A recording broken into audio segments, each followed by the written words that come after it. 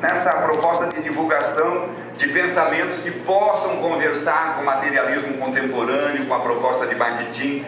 Bem, poderia falar um monte, mas tenho certeza, a gente está diante de um camarada que trabalha com a linguística, é um trabalhador, dá para perceber que o cara trabalha mesmo, fez esse trabalho de divulgação, de reflexão, de pensamento, de diálogo, a sua ferramenta, a sua enxada é um trabalhador, um agricultor da linguística.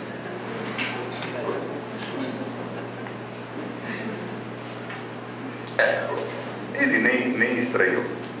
Com relação a Susan Petrilli é de 2 países, ela queria ser de 3. Austrália, ela é nata na Austrália, e italiana, e queria ser brasiliana. E ela fez a maior parte dos seus estudos na Itália, em Bari, então foi aluna de Augusto, e agora é a parceira, grande colaboradora, intelectual com quem divide os trabalhos, viajam, vão a eventos, e juntos estão construindo uma perspectiva linguística e semiótica de reconhecimento mundial. Eu diria, nós estamos aqui diante do maior autor bakhtiniano a nível de mundo e de uma semioticista de valor imenso, organizando agora nesse ano na China o Encontro Mundial de Semiótica. Tarefa para poucos, isso é tarefa da Susan. Com relação também às escrituras, a Susan também trabalha no mesmo departamento do Ponzio, eles fazem um trabalho muito parecido na filosofia da linguagem, trabalham com autores muito parecidos. Com relação a Susan, livros, poucos, 43.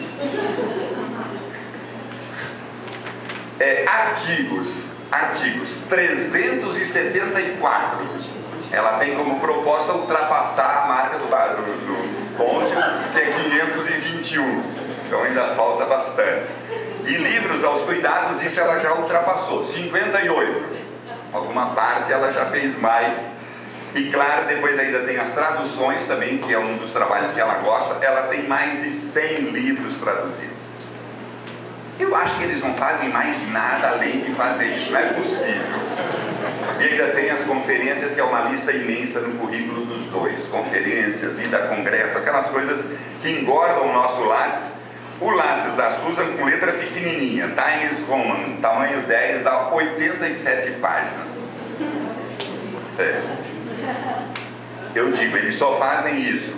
A Susan é casada, tem marido, que é um médico, tem 2 filhos, um está na Austrália estudando, outro na Itália. São africanos que ela adotou, mais negros do que ela é muito branca perto deles. E eles já estão com 22 anos e 21 e 18. Um rapaz e uma moça são irmãos. Ela adotou em Burkina Faso. Faz muitos anos. Adotou quando eles estavam pequenininhos. Ele tinha 4 e ela tinha 1. Então são os filhos dela. Augusto tem filhos, um dos quais está aqui. O Luciano tem mais 3. A Júlia, Emanuel e agora um Piccolo, o Mikhail.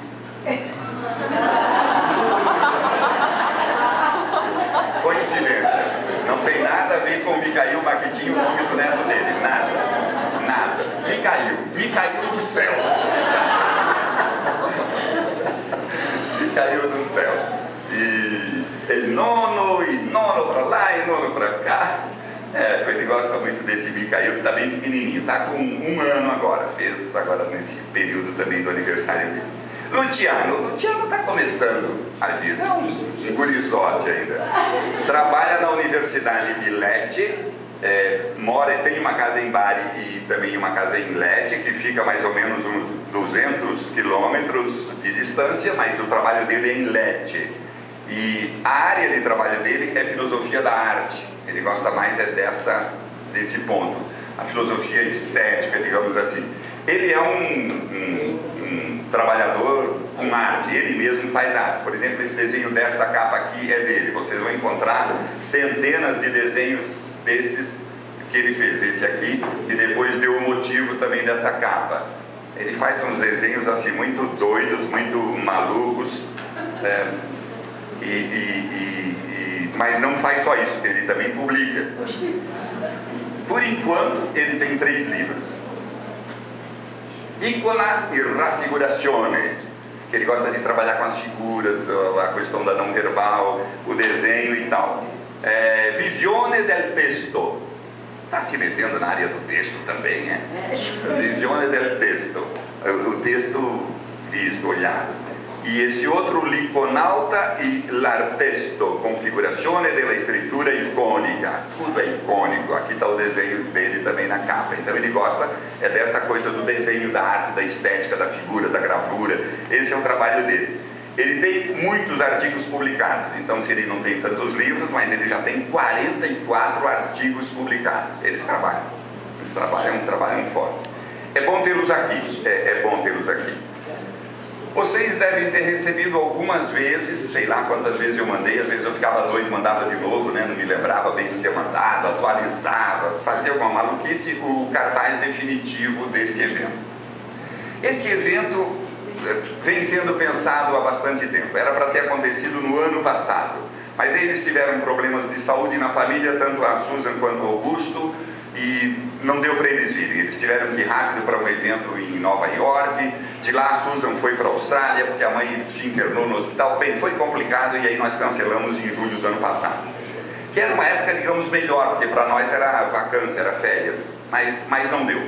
E aí agora a possibilidade que eles ofereceram quase única é essa no mês de março. Não é a melhor data, evidentemente. Nós gostaríamos de poder fazer um período de férias que não atrapalhasse as aulas, os professores, mas isso é aula, isso é trabalho. Então a gente tem que queimar algumas coisas em vista de outros. E aí pensamos esse seminário, primeiro a obra de Bakhtin, a construção de um mundo novo, depois à medida que o tempo foi passando, houve um interesse renovado pela questão metodológica, pensar Bakhtin, a metodologia, para a gente construir um olhar das ciências humanas e também um olhar sobre o diálogo. Isso que eu acho, Vanderlei também acha, colocou aqui na orelha, Vanderlei Geraldi, na orelha desse texto que foi escrito por ele, que o que marca, digamos, a obra do Augusto é essa questão mesmo do diálogo. É um sujeito que dialoga e ele mesmo põe várias teorias para dialogar. Então pensamos, vamos nos aprofundar nessa questão, acho que isso tem muitas pessoas interessadas. Então Augusto propôs que fosse 8 lições, divididas em três grandes setores. Isso vocês já têm. E aí então na conversa, a conversa foi se ampliando e já de primeira hora tivemos o pessoal de Araraquara dizendo, nós estamos juntos. Então o programa de Araraquara, Marina, Renata, Alessandra e companheiros de lá logo disseram, nós estamos juntos no evento e vamos fazer juntos. Sentamos algumas vezes lá, aqui, conversamos, e-mails para lá, e-mails para cá. Eles entraram com as passagens de Augusto e Susan, porque nós não conseguimos nada de financiamento para esse evento. Os avaliadores, tanto da CAPES, o avaliador da CAPES disse que esse nosso grupo não é consolidado, certamente, e a gente deveria fazer convênios, encontros, parcerias com outros grupos já consolidados. Caramba, nós temos aqui um monte de grupos, da Unicamp, da Unesp, de Araraquara, nós aqui e tal, Unicamp, e simplesmente achar que vocês não estão fazendo parceria com outros grupos consolidados. Não consigo imaginar o que é que um sujeito desse pensa e imagina. Em vista disso, ele fez essa frasezinha e concluiu que então não avaliaria o mérito do projeto. Ele nem quer ler o projeto. Eu achei o sujeito muito arrogante demais, não sei quem é, não faço ideia quem seja. Ainda bem que os pareceres são anônimos, senão eu ia rogar uma praga muito medonha para essa pessoa. Ia pedir para o Padre Paulo dar uma praga também, que praga de padre é mais forte ainda, né?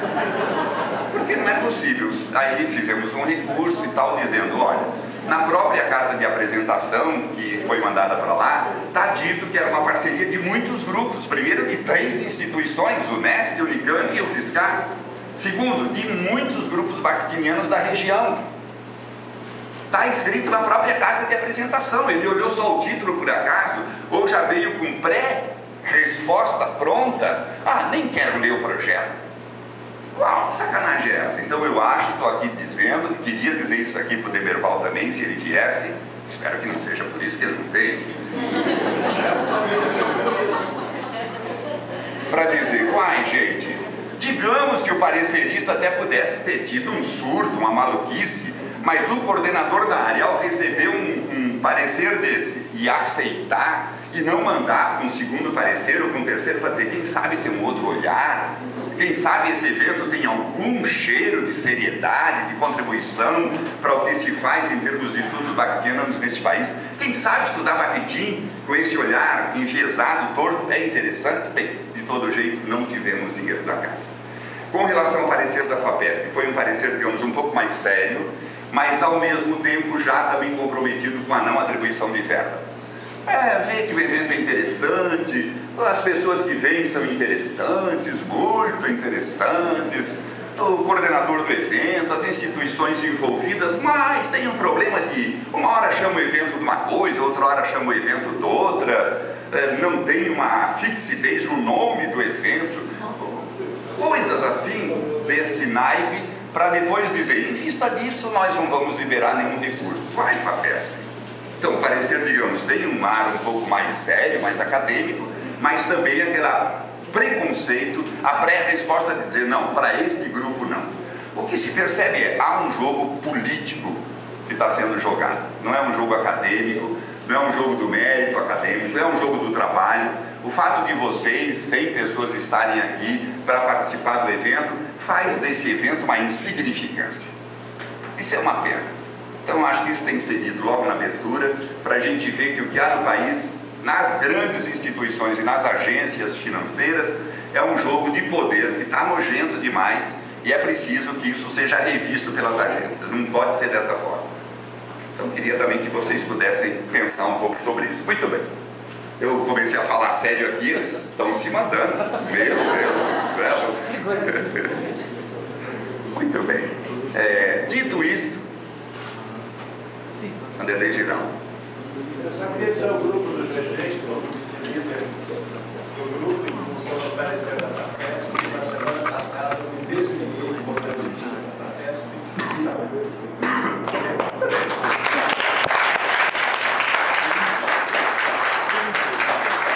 Ele me encaminhou o e-mail em que fez isso, e o e-mail é xingatório. E fez muito bem, bem xingatório. Não é um e-mail educado, não, é um e-mail xingatório.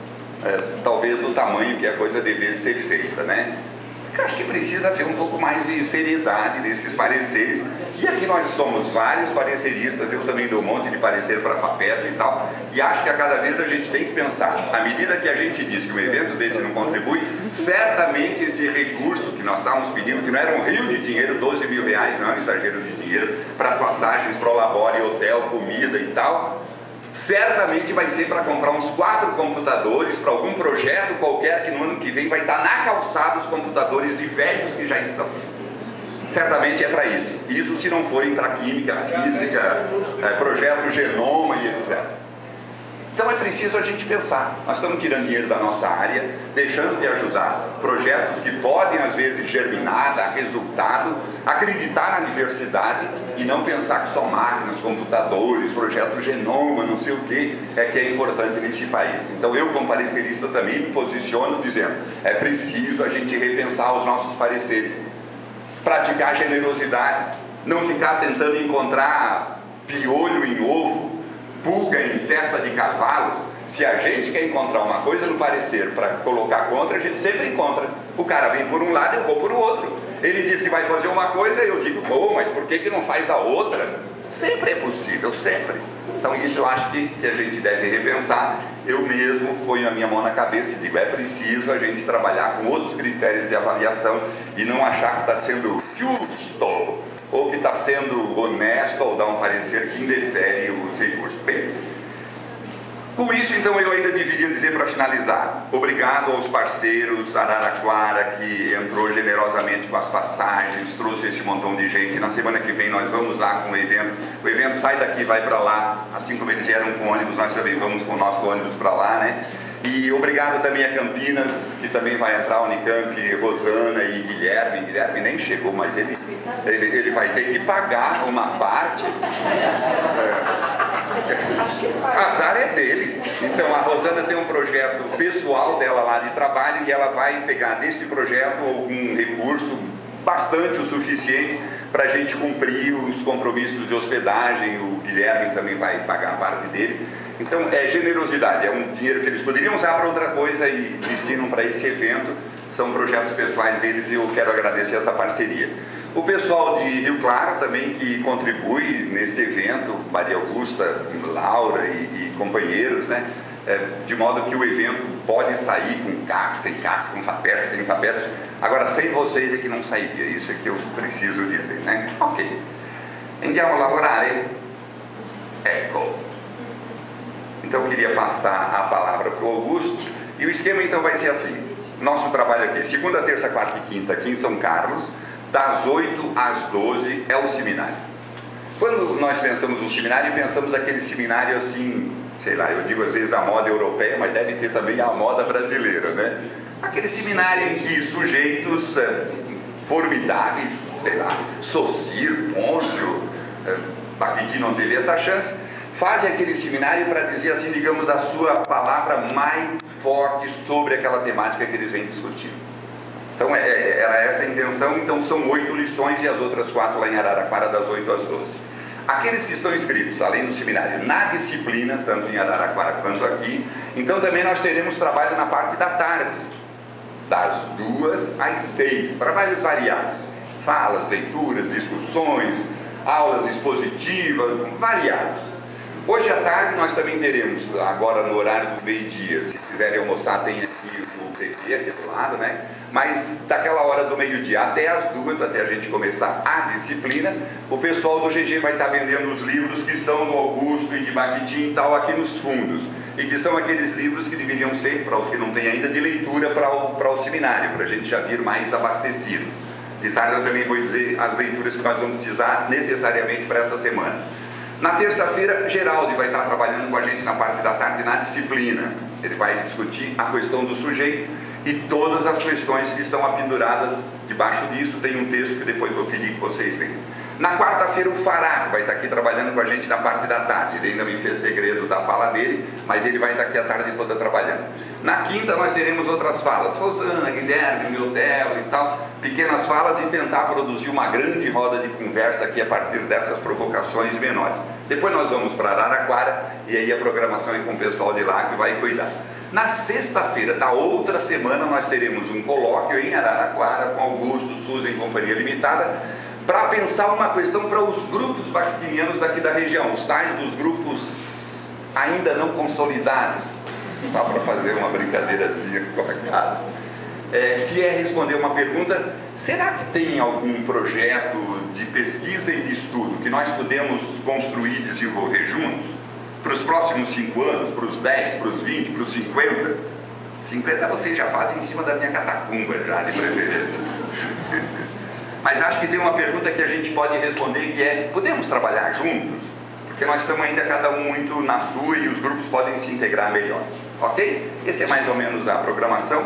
O Augusto me mandou no sábado 18 textos, que serão os 18 textos que ele vai trabalhar aqui. Ele é um exagerado, ele sente e diz: vou escrever um texto lá que vou trabalhar em São Carlos. Aí 10 minutos depois ele: é pronto, é pronto. Então ele aprontou 18 textos e mandou. Estão em italianos. Eu vou pegar de tarde, a horinha que eu tiver uma folga, porque eu logo fui a São Paulo para buscá-los, e vou encaminhar para aquele e-mail de vocês. De modo que os kits trouxeram laptop, como é que chama esses negócios aí? iPad, iPod, essas coisas todas, que podem abrir o texto que ele estiver falando e aí também podem ajudar. Ele pediu que eu tivesse impresso para botar no xerox, mas eu pensei, eu acho que não vai valer a pena a gente xerocar, porque também depois se tem intenção de publicar coisas, então xerocar já fica uma circulação muito rasteira demais por enquanto. Tudo bem? Acho que já disse tudo e até demais. Obrigado muito pela presença de vocês. Marina. Na sexta agora. Sim, na sexta agora. Sim, na sexta agora. Nem falei porque pensei que era mais o pessoal de Campinas, mas vale a pena pensar. Augusto e Suza e Luciano estarão em Campinas para dar continuidade a um colóquio do ano passado, foi considerado o primeiro, nesse ano o segundo, que é...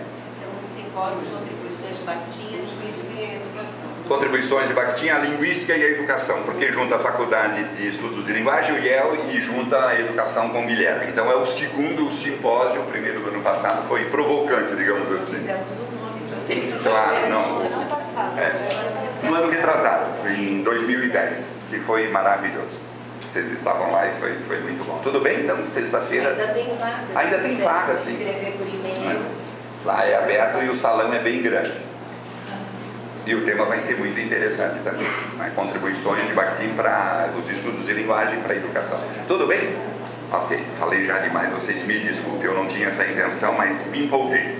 Olhando vocês, me empolguei. Augusto, adiante.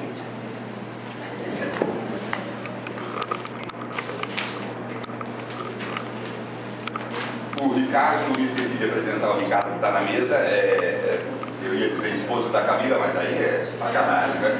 A Camila é esposa do Ricardo, ele que está na mesa, né?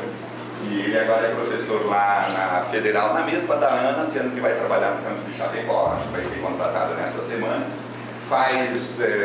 Fez doutorado, faz ainda em Geografia aqui na Unesp de Araraquara, e é um grande amigo nosso. E ele me encontrou, ele foi fazer um estágio doutoral lá em Turim, e de repente na rua ele me deu de cara com Augusto. Augusto!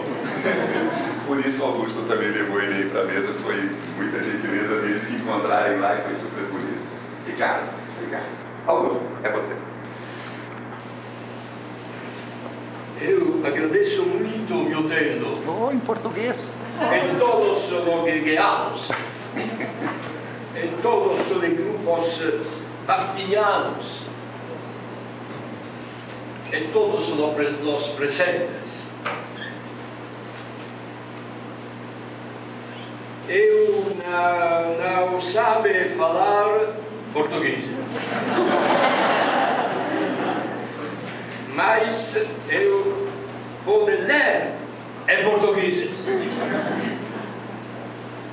como diz bem.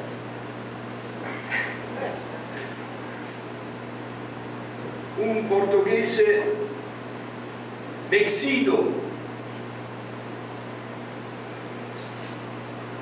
pouco português, muito salentino.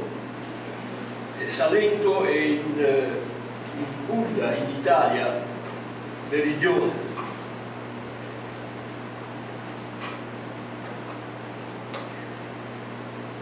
Occupandosi unicamente dos elementos da lingua e da frase, a linguistica desde Saussure ao Chomsky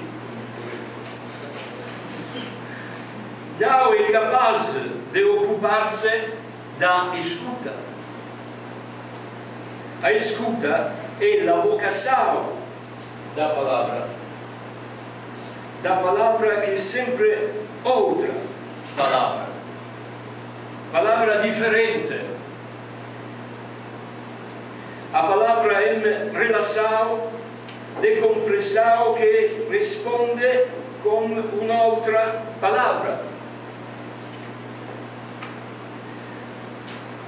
A escuta é o elemento essencial da palavra.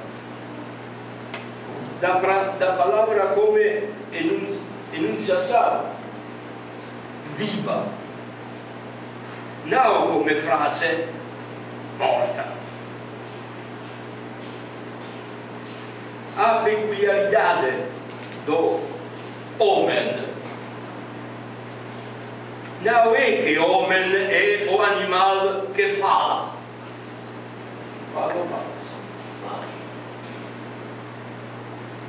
A peculiaridade do homem não é que o homem é o animal que fala. O surdo-mudo não fala.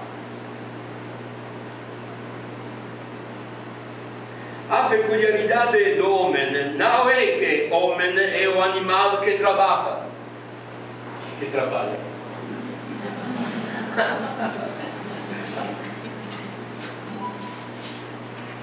O desempregado não trabalha. A peculiaridade do homem é que o homem é o único animal capaz de escuta.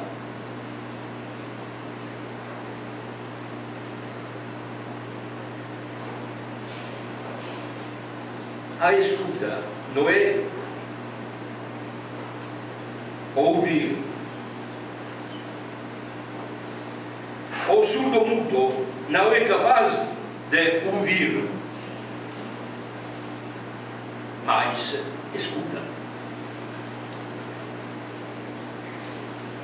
Ler não é ouvir, ler é escutar.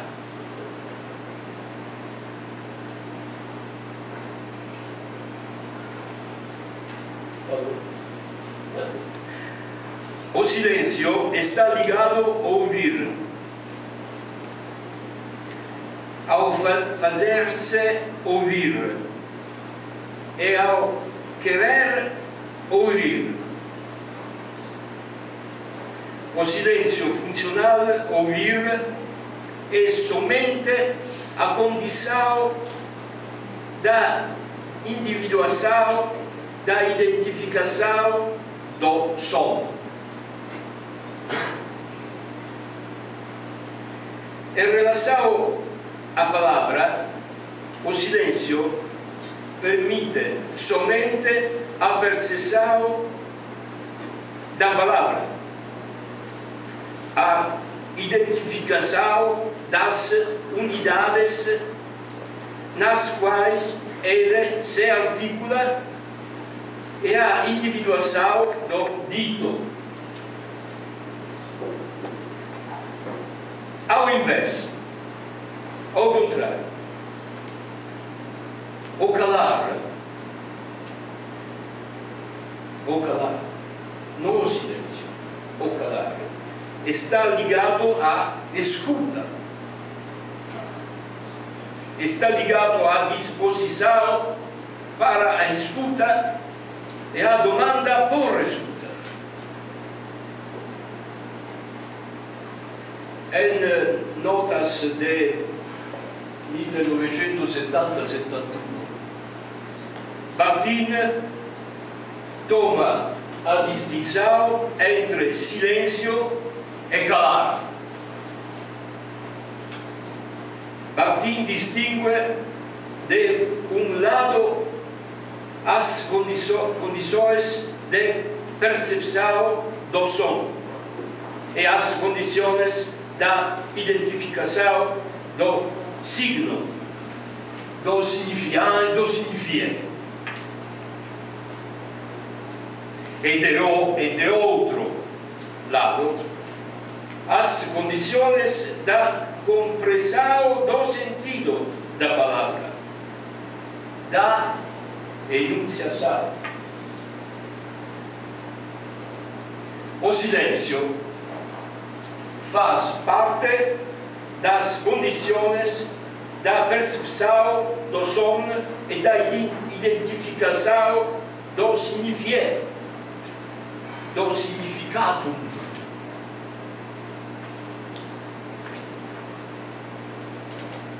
Ao invés, o calar está entre as condições da compreensão do sentido, da compreensão respondente.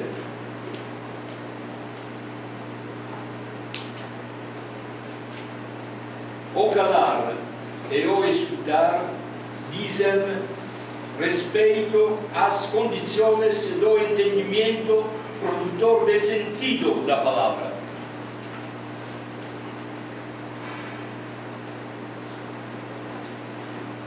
Como a escuta,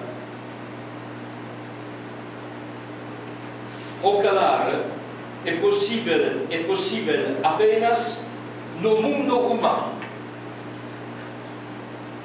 apenas para o homem.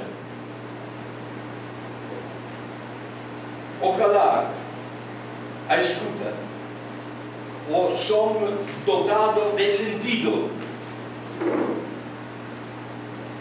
a palavras viva, a enunciação constitui, diz Bakhtin, uma peculiar logosfera, uma